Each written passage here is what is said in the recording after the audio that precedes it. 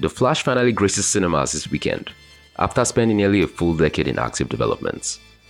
But following the lukewarm reception Shazam Fury of the Gods had received during its short and theatrical run, you'll be forgiven for thinking this was just another remnant of the DCEU, as started with Man of Steel back in 2013. The question then is, does this new movie actually warrant going out to see, or are you better off waiting for it to hit streaming or skipping it entirely? Hi guys, Michael Abaimi here, and today I'm reviewing The Flash. The film centers upon Barry Allen, the titular metahuman who is having trouble balancing his role as a member of the Justice League with working to prove his father's innocence in the case of his mother's deaths. And the fact that he's able to speed through the world around him isn't exactly helping. But when he inadvertently discovers that he also has the ability to phase through time, he makes the decision to travel back in time to save his mother from dying in the first place. Except this ends up having dire consequences on the current timeline, as well as wide-reaching ramifications for the multiverse as a whole. Stop me if it sounds like you've heard that plot synopsis before, because it sure seems like multiverses are Hollywood's current obsession. And in the wake of the recently released Spider-Man Across the Spider-Verse, the bar of quality has been raised tremendously high for these types of movies. Gone are the days when a few throwaway cameos and visual gags were all it took to get us hooked and invested.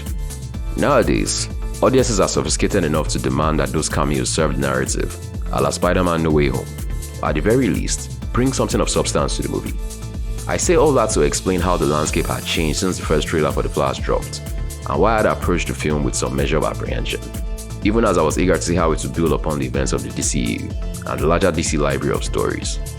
I basically wanted to know what it did with the foundation already laid by Zack Snyder and others, and if it pushed the narrative forward in any meaningful way, or if it merely served as a reset button for the franchise many believed that it was. Thankfully, it didn't take too long into the movie before I discovered that I had very little to worry about. Director Andy Muschietti clearly has a deep understanding of the title character, as well as the famous Flashpoint storyline, and he indeed manages to do both justice, no pun intended, over the course of his movie. The film respects the existing canon, while still finding fun and inventive ways to expand upon it. A lot of it can be considered nostalgia bait though, as it did tend to lean heavily into the Easter eggs and references, without really giving most of it any real narrative weight. The film also has some truly impressive action set pieces that rank as some of the very best in the DCEU. The Flash's abilities are used to great effect throughout the film, and they never cease to be fun to look at.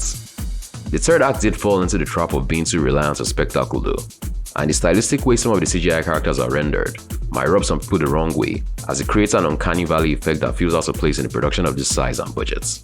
But the area where the film really excels in my opinion is in its heartfelt narrative. As tired as the time travel trope might be nowadays, it is the very real emotions that propel our heroes to do the things that they do that kept me most engaged with the movie. Their real life shenanigans aside, Ezra Miller absolutely shines in the dual roles of Barry Allen. It was also nice to see both Ben Affleck and Michael Keaton reprise their respective roles as Batman, although a part of me wishes that the former was given a bit more to do in the film. The Flash is the closest thing to a fitting swan song that the DCU could possibly hope to get at this point.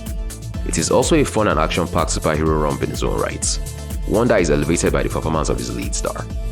Whether you choose to go out and see it should probably come down to how much you value the entries that came before it. And as a fan of the overall DCEU, barring one or two weaker installments, I'll say that it is one of the better ones in the entire collection. I'll give the film an 8 out of 10.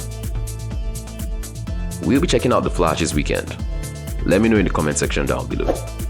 Don't forget to like this video if you enjoyed watching this review, and to subscribe to the channel with notifications turned on if you'd like to see more reviews like this in the future. And until the next one, this is Michael, signing off.